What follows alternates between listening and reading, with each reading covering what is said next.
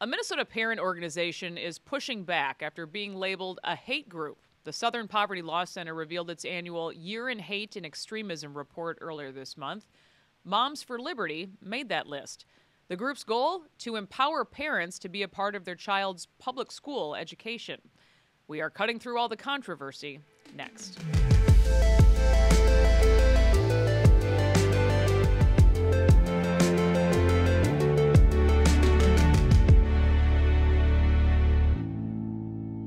Angie Gregg is the Moms for Liberty Wright County chapter chair, the very first Minnesota chapter of Moms for Liberty. Angie, thank you so much for joining me.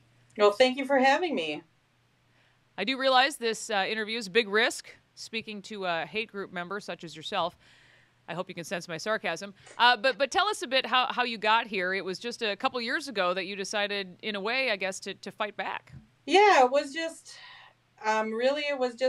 I wanted to be proactive with my school and with my daughter's classes and what she's learning in school. And I really didn't think there was a big problem until I started asking questions. And this is kind of around the time that COVID sets in, right? And we're basically locked out of our kids' schools.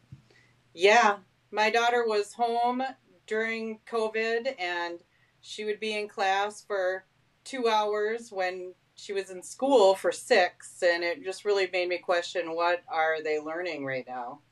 And let's just hear from you in your own words, but what is the goal of Moms for Liberty?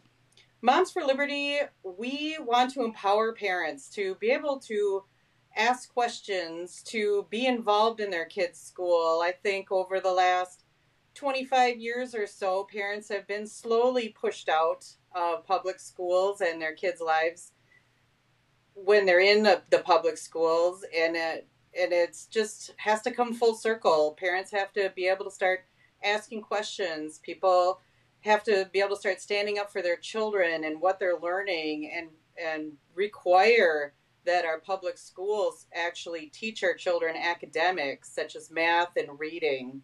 And you mentioned, Angie, being surprised or thinking that, I guess, you knew what was going on in your kids' schools, but highlight a couple of things that have surprised you the most in these last few years when you actually come to find out what is going on. Well, one of the most surprising things is that the curriculum directors are not supporting our teachers and giving our teachers the right tools to help our children through this really hard time of the COVID that we all experienced together, and in different variations in different ways.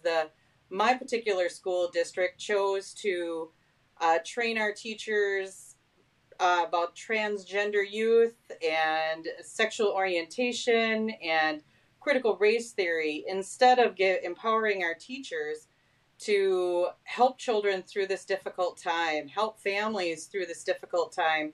Children have to come back and obey rules and regulations that they weren't having to do for the last 2 years being at home. And so I thought that was a really big failure on our school's part. We have one of the largest school districts in Minnesota. And, when I joined with the superintendent and the curriculum director, they really didn't have an answer for that and why they did that and why they chose the teacher training that they chose in that particular year. And so that was very surprising. They asked me at the end, they just said, well, what do you want us to do? And I said, well, help our teachers, help our children. And none of this was any part of that. None of this gave our teachers the ability to help these children through this very difficult time. And I felt very failed by them.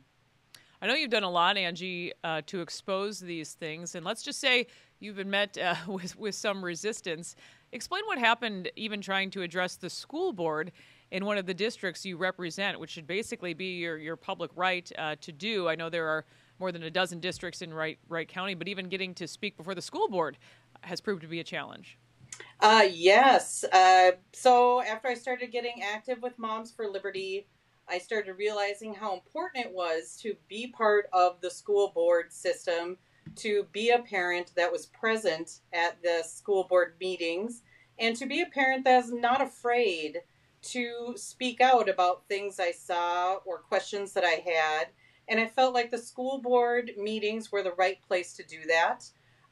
There was several instances, like our Buffalo Hanover Montrose School District had a big ruling about transgender youth using the bathroom that their gender is agreeable with, not their sex. And there was over 100 parents at that school board meeting talking against that, and they still voted that in. And I just thought that was a severe disappointment.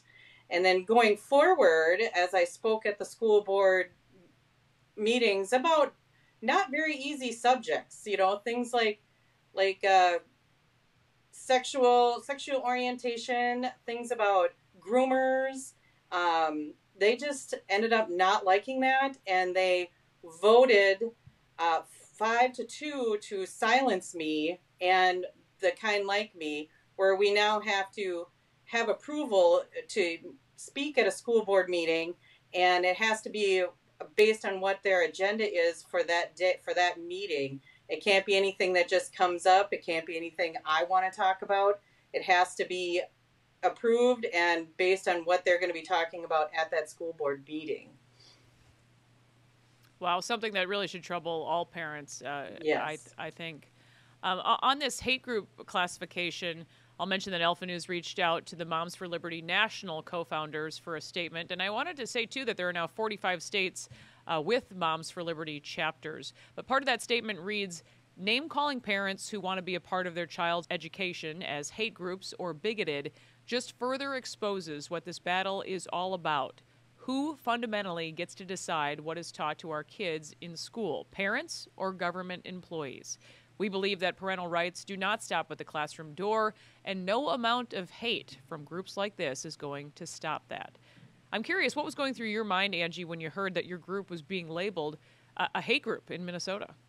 Well, the first thing I did was laughed because I found it funny that a parent group would be labeled as such.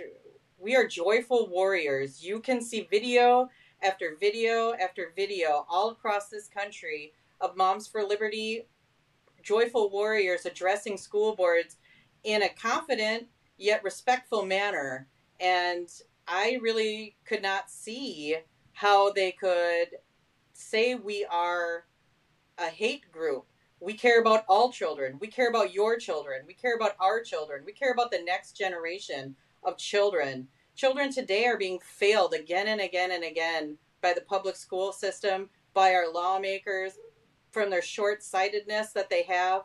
Our children are not learning. Many children can't read past a 5th grade level, which when you're thinking about that in the future, that means they can't comprehend anything. They can't comprehend employee contracts. They can't comprehend laws. They can't comprehend politics.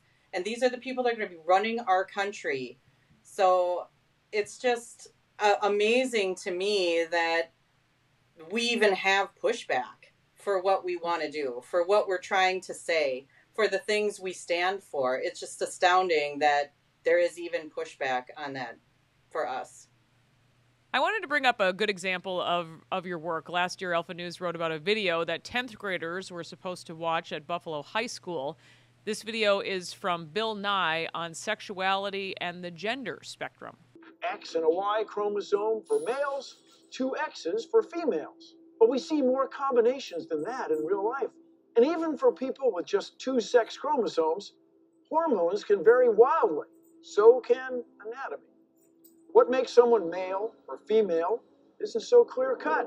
Give us a bit of the backstory here, Angie, and then what happened after exposing this. So one of my Moms for Liberty group members had a parent approach her, and he was very upset about this video that his child had to watch in school. And he wondered what we could do about it, and she encouraged him, because it's always better coming from the parent. I mean, a parent group is great, but having the parents stand up for their children is the best thing that we can have happen in our public sector. So he went ahead and he sent that to Alpha News based on what our Moms for Liberty chapter member told him to do, and just got the ball rolling from there. With the exposure on Alpha News with that video, parents got involved in that class, and the teacher had to take that off of the agenda for the kids to watch. And when I followed up with the superintendent about that particular video, he told me that it's based on what the teacher wants to play it or not. Not every single teacher has to play that. So it's not on the required activities for that particular class. It was just the teacher's choice there. But again, proves that a parent's voice certainly matters and can make a difference. We are featuring stories on Alpha News again and again about books that are very graphic for young children being offered at school libraries, in some cases required reading in classrooms. I know this has been a focus for your group as well. Yes, it is very serious. And if there's people out there who think this isn't happening and not happening to their children and with their children, they really need to wake up, because it is happening all over this country. And our children are being exposed to things that their little minds are not ready for. We should not be saddling our children with this kind of mature content in such a young age. And it just breaks down all kinds of barriers between parents and children, teachers and children, and even between children. They don't have the ability to see the difference between learning and what actually is happening and what is respectful, just because of their age. This is not okay. None of this should ever be okay or acceptable in any realm. Angie, I know your group is also focused on giving back, but tell us about the scholarship you now offer. Moms for Liberty Wright County, we had our first scholarship. This year, we gave it to a freedom-loving Buffalo High School student for $500, and it's going to help her get to Notre Dame and move and pay her tuition. And we just really enjoyed meeting her and her family. One of the things that we chose her for was her dad is her hero.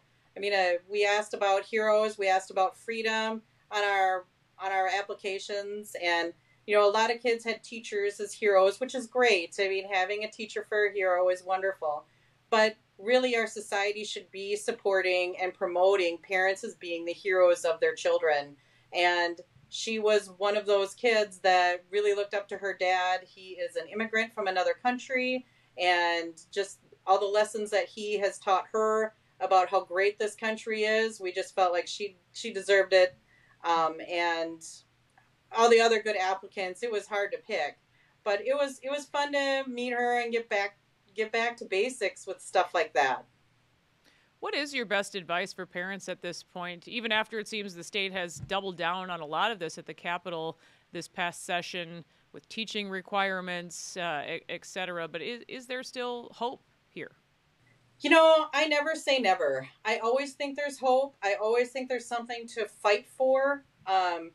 What I'm seeing on the ground here is a swell of parents who are starting to ask questions, who are starting to feel empowered, who are really starting to pay attention to what are my kids bringing home? What are my kids not bringing home? And why not? And not being afraid to email the teacher certain questions. And, we didn't get here overnight. This has taken a long time for the school system and, the whoever's who thought this was a good idea. It's taken a long time for it to get to this point. So it's not going to change overnight. But if we keep asking the questions and if we keep empowering ourselves, and when we do that, we empower our neighbors, we empower the people across the street, and to ask the questions and to stand up for their children in the way that they think is right, I think there's always hope. And so I'm not gonna say all is lost. I do think that the public school system needs to start paying a price for how they're teaching our children or not teaching our children. And, the homeschool and online schools are a great avenue for a lot of families to make those changes that they want to see in their kids' school. At the same time, this defunds the public school system and makes them really think about, where are they going with this? What is their true agenda? What is their true goal with teaching equity for grading? What is their true goal of having gender fluid classes and things like that? I mean, these are not things that moms and dads think are important for their school children to learn. They think it's important for them to learn to read, to do math, to learn science. And if the public school system is not going to support that, they're going to not get supported by the public. In closing, Angie, tell us a bit more about your organization, when you meet, how people can find more information. Moms for Liberty, we meet on a monthly basis. We have one in Dakota County, we have Otter Tail County, we have Wright County, and Scott County. And I think there's a new one they just started. So I'm going to say that is like Rochester area. And we all meet once a month. You can find us on the national page, momsforliberty.org, and then search Minnesota, and you can click on whatever county is closest to you. And my group meets the second Monday of every month at the local Legion.